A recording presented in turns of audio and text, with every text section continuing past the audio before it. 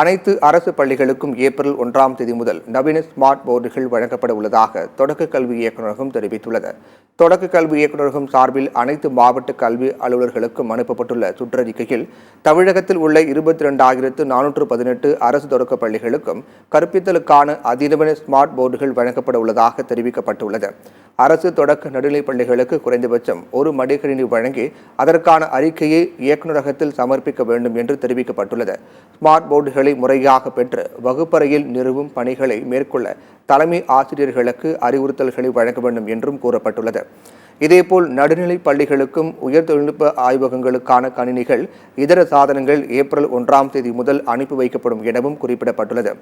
April May மாதத்துக்குள் அனைத்து பணிகளையும் நிறைவு செய்து வரும் கல்வியாண்டில் ஸ்மார்ட் போர்டுகள், உயர் தொழில்நுட்ப ஆய்வகங்களை மாணவர்களின் பயன்பாட்டுக்கு கொண்டுவர வேண்டும் எனவும் தெரிவிக்கப்பட்டுள்ளது. இந்த பணிகளில் சுணக்கம் காட்டும் பள்ளி தலைமை ஆசிரியர்கள், வட்டார மாவட்ட கல்வி அலுவலர்கள் மீது நடவடிக்கை எடுக்கப்படும் எனவும் தெரிவிக்கப்பட்டுள்ளது.